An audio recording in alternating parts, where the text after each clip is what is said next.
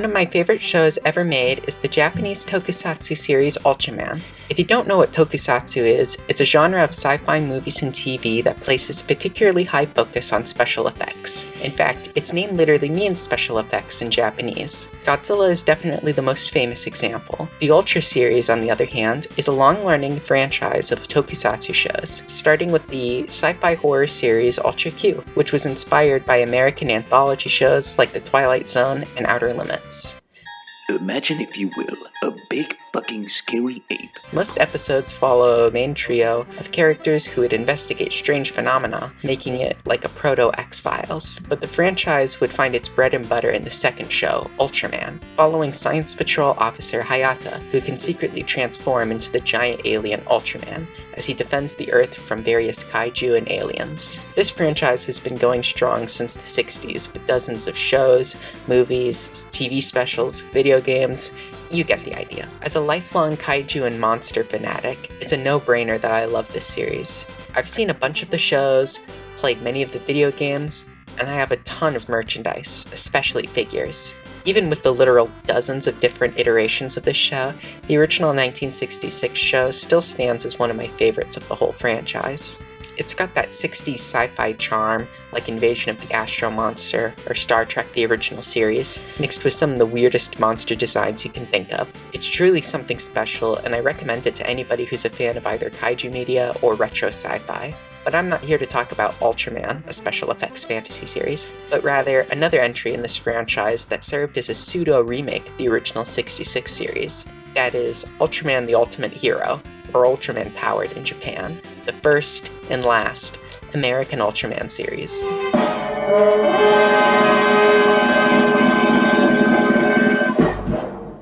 Ultraman Powered is not the only piece of American Ultraman media, as there's been two animated films, Ultraman The Adventure Begins, produced by Hanna-Barbera, and Ultraman Rising on Netflix. But it is the only American Ultramedia that follows the standard live-action TV show formula. It was created after the success of Ultraman Towards the Future, known as Ultraman Great in Japan, which was an Australian-Japanese co-production and the first Ultraman series to come out in a decade at that point, since the franchise had largely been on hiatus since Ultraman 80. Ultraman Great was a big success, showing Tsuburaya Productions, the company that created and owns Ultraman, that there's interest outside of strictly Asia. So they gathered a team of artists and writers to get to work on a new Ultraman that would be something of a remake of the original 1966 series. This group included some really promising creatives, like Shinji Higuchi, who storyboarded Evangelion, co-directed Shin Godzilla, and even directed Shin Ultraman. He was working on kaiju designs for this project. Another big name here is writer Kazunori Ito, who wrote the screenplay for Ghost in the Shell and the Heisei Gamera trilogy, which is possibly the best kaiju movie series ever made, which Shinji Higuchi actually did the special effects for. All that is to say, this crew looks like a dream team, and instills a lot of confidence into the quality of this show. But things would go south from there. Well, down here in the south, we do things a little differently. For Ultraman Great, Tsuburaya had partnered with the South Australian Film Corporation, a reputable and respected film company that produces much of Australia's national film output, as well as launching the careers of many important figures in Australian film. So, with such a solid partner for their previous venture, who is Tsuburaya able to team up with for Ultraman Powered? None other than Major Havoc Studios, who have made Ultraman Powered, and well, that's it. At least from what I can find. I mean, they don't even have a Wikipedia page. This company only ever comes up in discussions about Ultraman Powered. And when I try to look them up, all I end up getting is the Atari game. Supposedly, Major Havoc Studios was basically a scam. They offered little to no money on the project, yet they kept demanding Tsuburaya raise the budget, only to misuse funds on things like a trip to Hawaii. That being said, I'd like to make it clear that I wasn't able to find too much verifiable information on this studio and the behind the scenes, so you should take all this with a grain of salt. I will have links in the description for you to read more if you're interested. With the ever-rising cost of the show and disappointment with the finished product, Tsuburaya Productions decided to only air the series in Japan.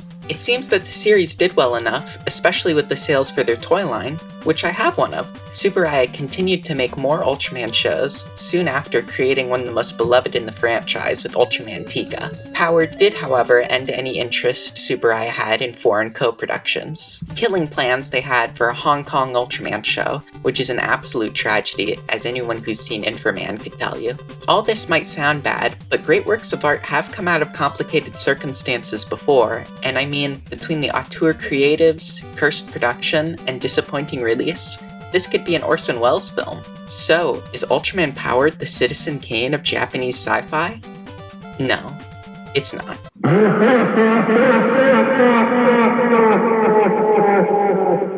The show follows Kenichi Kai, an officer in Winter, an anti-kaiju task force, as he defends the Earth from various kaiju and aliens. In the first episode, he gets abducted by Ultraman, who has come to save the Earth from an impending invasion from the alien Baltan. This show has more of an overarching plot than the original show, but it's only really important in the first and last 2 episodes. Although it may seem minor, the way Kai becomes Ultraman is kind of odd compared to the original. You see, in the 66 series, Ultraman is chasing a fugitive through space, leading them to Earth, where Ultraman accidentally crashes into Hayata's ship. Ultraman, having just killed Hayata, gives him the beta capsule so that he can transform into Ultraman and keep both of them alive. So this show scrapping that in favor of Ultraman abducting him is pretty weird, and Kai just kind of accepts it like it's the most normal thing in the world. It's not like the worst change or anything, just doesn't feel very thought out. The scripts were originally written in Japanese,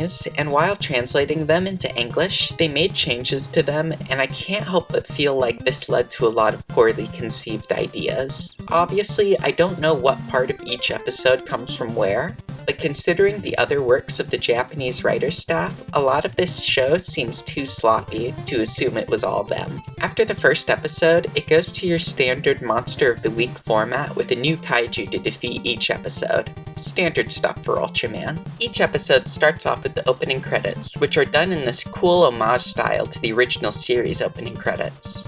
Although, it's kinda just lamer in this show. The first scene is some kind of hook, either showing us a glimpse of the kaiju, or it'll be the main cast talking about some strange happening. This leads the team to an investigation of whatever happened in the first scene, then the kaiju attacks and they have to try and stop it. During the fight, Kai gets hurt or trapped and has to become Ultraman to defeat the monster and save the day. Pretty typical for Ultraman. The only real criticism I have of the format is the humans pretty much always fail to do anything effective against their enemies. In the 66 series, the human characters would often injure the kaiju or even kill them in some instances.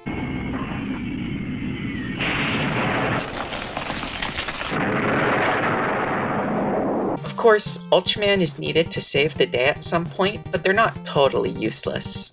The main cast of this show is for the most part. Winter is this show's equivalent of the Science Patrol from the first series, but again, some things just don't feel thought out. Like they imply they're an international team, and even go to Guyana in one episode, although it's clearly still Southern California. Yet they answer directly to the US government, and even have an American flag on their Jeep. The Science Patrol, on the other hand, was pretty clear that they are an international group, and the characters we follow are part of their Far East branch. There's even a few episodes involving Science Patrol members from their headquarters in Paris, and they don't put any national insignia on any of their uniforms. Winter has 5 members who make up our main cast for this show. Captain Edlund is the leader of the team. He's a pretty standard captain character, but I like him well enough. He's older than the rest, and kind of has a group dad relationship with the team. Beck is the scientist of the group, and my favorite character. She's usually the one to come up with plans of attack against the kaiju that usually end up failing until Ultraman arrives. But she gets an A for effort. Young is the main pilot of the group, and she's okay. I like her well enough, but some of her jokes are just so unfunny. But she's nothing compared to Sanders, the token white guy of the team. He sucks. He makes stupid quips every single episode, and I hate it. Not a single thing he says is ever funny. He's just cringe, literally written like a Marvel character. He's the main weapons guy, but that's easy to forget when he won't shut the fuck up. I want you shut the fuck up, woman! And finally, there's our hero, Kai. Now what does Kai do for the team, other than become Ultraman? Well, he drives the Jeep a lot, Yeah, if it weren't for him being Ultraman, he'd kinda just be the Jeep guy. Also, just like the 66 series, he keeps the fact that he's Ultraman a secret, so from the perspective of the team, it makes him extra useless. Because that means he literally just disappears partway through each fight. That doesn't actually bother me or anything, but I do find it pretty funny. The Japanese Ultraman shows usually have their lead keep their transformation a secret as well, but often they're one of the most skilled members, so it makes sense why they would keep them around. That's it for the main cast. The rest of the characters are regulated to only individual episodes, and for the most part, the side cast is pretty forgettable. There's only really one I find worth mentioning, a TV producer trying to get footage of Kaiju in Guyana, played by the one, the only, Jeffrey Combs, the king of B-horror and sci-fi himself. Jeffrey Combs gives a very Jeffrey Combs performance. I was busy pushing bodies around, as you well know, and what would a note say, Dan? Cat dead, details later. Meaning he ate it all up, and I would have killed for him to be a main cast member instead. But alas, he was probably too busy with better shows and movies.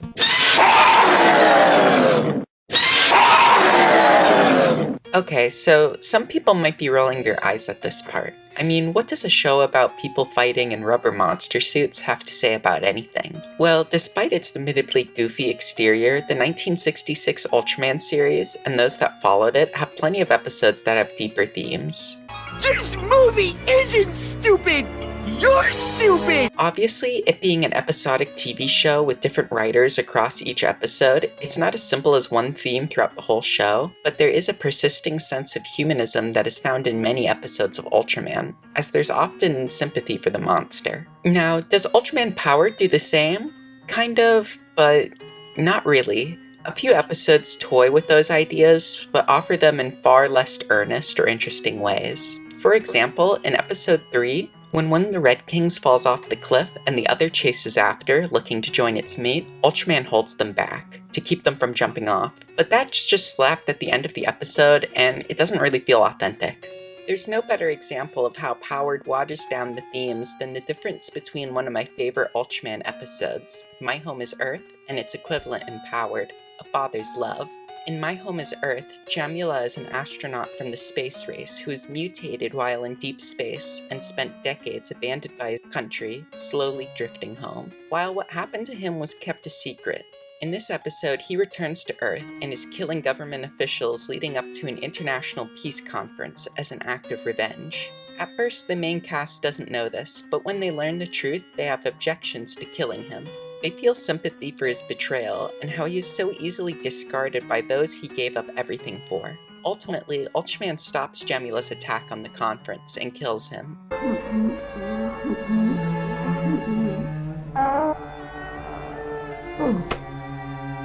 The episode ends on a somber note as Ide, a member of the Science Patrol, reflects on Jamula. A Father's Love, on the other hand, has Jamula mind-controlled by an alien as he's trying to find his daughter after being lost in space. All the while, he's being hunted by these ET-ass government officials who he kills before his fight with Ultraman. It's so incredibly watered down that it felt pointless to have even tried adapting this episode. Not every episode of Ultraman contemplates who the true monster is or other big questions. Far from it, but it gives an earnest attempt when it tries, and I think that's the real difference.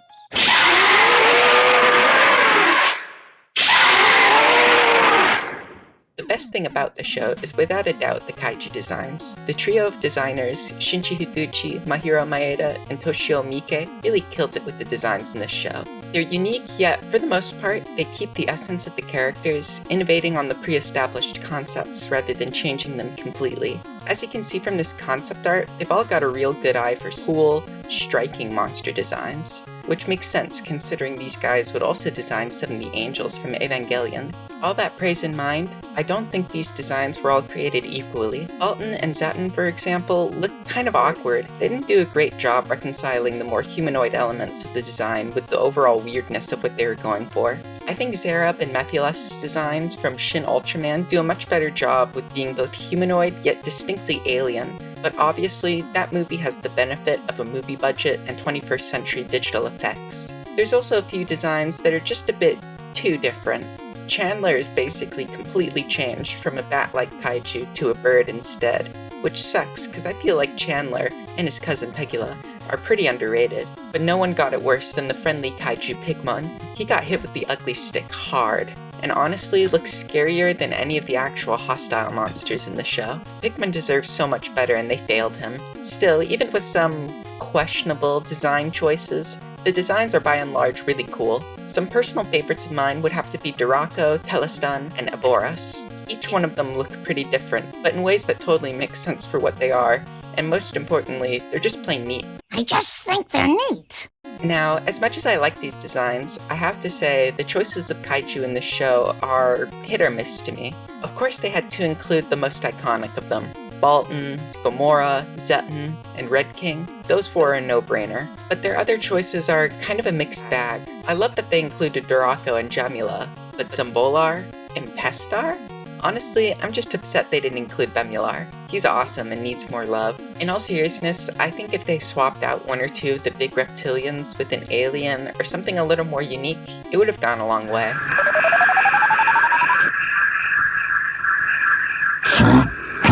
Here we are, at the core of any piece of tokusatsu media, the special effects. This is the bread and butter of the genre. Even if your stories and characters aren't too great, if the effects are cool, it'll generally be worth watching. And this is really where they drop the ball. Hard. Now, if you've only seen screenshots of this show, you might be scratching your head. The suits look really cool. How bad could the effects be? The answer is terrible. The suits do look pretty amazing. They're a big step above the Ultraman great suits from just a few years prior, but they can't move. Like, at all. The suits in this show were made well in the sense that they looked great, but they barely thought about how a person would actually move in them. Supposedly, they were so skin-tight that the actors would struggle to do even the most basic of actions in them, and given how stiff, awkward, and lifeless the action in the show is, I believe it. Most of the fight scenes consist of the kaiju standing almost completely still, while Ultraman inches forward and gives them a soft tap. This is at its worst, with kaiju like Zambolar, who just stand there doing nothing, while Ultraman shimmies around them. It would have been a million times better if they had just made the suits to actually be functional first and look cool second. You need to be able to move around, otherwise all that hard work goes to waste for the suit actor to just awkwardly shuffle around on camera doing nothing. This show certainly isn't the only kaiju media to have this problem. The Heisei Godzilla movies from the same period notoriously made super detailed suits that they could barely move in. But there's a huge difference. The special effects teams of each of those movies actually knew how to work around these limitations to make the fights work anyways. That's probably part of the reason that digital effects and more dynamic camera angles were so much more common in those Godzilla movies than in the previous ones. Heisei Godzilla is fondly remembered and considered by many, myself included, to be the best era of Godzilla film. Yet no one cares about Ultraman Powered anymore. While most of the fighting is quite frankly pathetic, some of the effects are at the very least pretty funny in a cheesy so bad it's good kind of way. Sometimes Ultraman will push his enemy and they just start flying away on wires, but since everything is slowed to make it seem heavier, it looks like they're fighting in moon gravity. But that has nothing on the explosions. Most of them are okay. Nothing special, but nothing too bad. But there are two explosions in the show that are literally jaw-dropping. When Ultraman defeats Pestar and Zeton, they both explode, but they don't rig the suits with explosives or cut to blowing up a puppet or miniature. No, they digitally overlay this shitty little explosion effect that's literally smaller than the amount of space either of those kaiju take up on screen, and cut to a shot without them in it. So they literally just disappear and an AVGN explosion plays.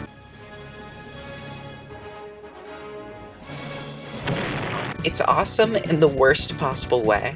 Otherwise, most of the digital effects aren't too bad, and often they're a relief to see when compared to the pitiful hand-to-hand combat. Also, I just have to mention how Ultraman literally only taps or pushes the monsters 99% of the time. He does maybe 3 kicks across all 13 episodes, and not a single punch. The combat is just so much less dynamic and aggressive than anything in the 66 show. It's jarring to see one after the other. While the special effects are generally a failure, the miniatures aren't half bad, and some of the puppets look pretty cool. The Gamera puppet they use in particular, I really like. I'd kill to have the one they used in the show. That's pretty much all I have to say about that, which brings us to our final part. Ultraman Powered, despite some really cool designs and suits that look great, fails to capture any of the charm of the original series. It fails as a tokusatsu show, with boring, awkward special effects and generic cookie-cutter storylines. It's a real shame because I feel like there is a lot of genuine potential, but clearly all the production issues, changes with translation, and inexperienced crew just made it so they couldn't deliver. This show proved to be more in the vein of Waterworld than Citizen Kane, an expensive shit show that was too ambitious for its own good. Since Powered is only 13 episodes long, I think if you're really curious, it is worth checking out, but that's only if you haven't seen the original series. Hell, even if you've watched Ultraman, there's tons of other shows in the franchise that you should check out before this one. With all that said and done, there was one episode that despite everything, I really did enjoy. Episode 6, The Dada Effect. This one genuinely surprised me with how much I enjoyed it. It's far from perfect and still inferior to Dada's appearance in the original, but it had this neat goosebump style going on with the family-friendly horror. It also has a ton of elements of techno-horror, which I absolutely love. Obviously, I'm not going to say this episode is as great as something like Pulse or Serial Experiment Lane, but for what it is, it's pretty good. That's all for Ultraman Powered. Overall, I'd give the show a D. It fails to impress me beyond the look of the kaiju, and it's easily the worst Ultraman series I've seen yet. Let me know what you think of it in the comments. I'm curious to see what you guys think. That's all from me. Bye!